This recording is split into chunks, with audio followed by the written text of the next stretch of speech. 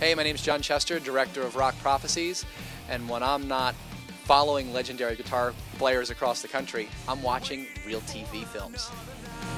'Cause you throw them at me all the time. Gotta get away from all. Hi, I'm Sherry Nadell, your host with Real TV Films here at AFI Dallas. I'm here with director John Chester for Rock Prophecies. How are you? Great, yeah, it's great to be here. Okay, so why make a movie about a rock photographer? You know, it's funny you asked that because I can't think of anything more boring than going to see a film about a stills photographer. And when Tim Kaiser asked me if I'd be interested in sort of doing this film about Robert Knight, what we found immediately was that Robert wasn't just a photographer. What Robert is he's what Malcolm Gladwell in Tipping Point would call a connector. Robert finds bands first, and he sort of jump starts their careers. The camera has afforded me this ability to enter all these realms that I probably couldn't have gotten into. What do I do? I get paid to see. And, you know, he found Led Zeppelin before anyone even knew who they were. He was the first one to shoot Led Zeppelin in the Whiskey Go-Go before they had changed their name to Led Zeppelin. And he's done that time and time again. He's just been there first, and I think that's what's so unique about this guy. And I wondered, even at 58, did he still have it in him? I mean, is that still really what he was going to be able to go out there and show us? And that was, ironically, that was his concern, was that he was reaching this retirement point, and he didn't want to become an irrelevant photographer. He didn't want to be judged on his past. He wanted to be judged on the mission of the future, which is to really find the next great rock legend, and that's what we spent 2 years with him doing, and he found two incredible acts. I mean, I've had people say, what was it like working with Jimi Hendrix? Did you have any idea? I didn't ask anybody. I walked in, I walked to the front of the stage, I had a camera, they figured, well, you must be with the band, had a camera. So you got to follow him around doing his thing. What amazing things did you see on the road? Well, first of all, I got to meet, I think, the cornerstones of guitar for me.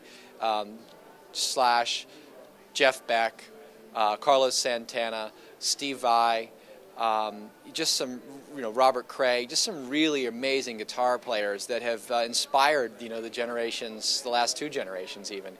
And that was really cool to hear them. And so we kind of go through their stories a bit to get ultimately to the young guitar legends that he finds. Right, so Tyler Bryant, I saw in the trailer that Robert Knight just Googled him, guitar players.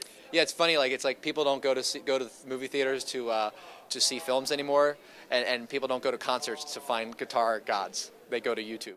Legendary photographer Robert Knight is on a new mission. And I stumbled across this kid, Tyler Dow Bryant, so I had to go see what this kid was about. To find the next rock god. Yeah, Robert thought YouTube was a dating service, so he stayed away from it. But when he finally got on there and started, because of this whole thing that happened with Sick Puppies and this Free Hugs campaign, Robert got turned on to YouTube. Because Free Hugs campaign had 60 million downloads, and Robert is the one that helped convince the Sick Puppies to come from Australia to the United States, which is in the film. But Robert found Tyler Dow Bryant with 14,000 hits and said, my God, I got to meet this kid, and jumped in a car and drove to East Texas, Honeygrove, Texas, to be precise. These young bands that maybe a lot of people don't pay much attention to, that's sort of what I look for now. Yeah, Sick Puppies are blowing up. They played last night. They rocked the house. house. Did. Unbelievable. Yeah, it was amazing. So, did you obviously meet them through Robert then?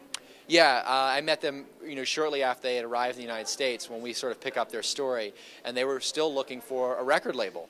They had not. They came over here. Their first deal fell through, and then all of a sudden they're on Oprah, they're on Leno, and they get a top 10 hit. And then in addition to that, their YouTube clip goes from 10 million views to 45 million now. That's unbelievable. Yeah. That's going to be great for the movie. Rock Prophecies. And I often say you have to be careful what you wish for because it might happen. If you take me for everything, it's all the same. Well, thank you so much for speaking with us. This is John Chester, the director of Rock Prophecies. You have to see this movie. It'll rock you out. I'm Sherry Nadell, your host with Real TV Films here at AFI Dallas.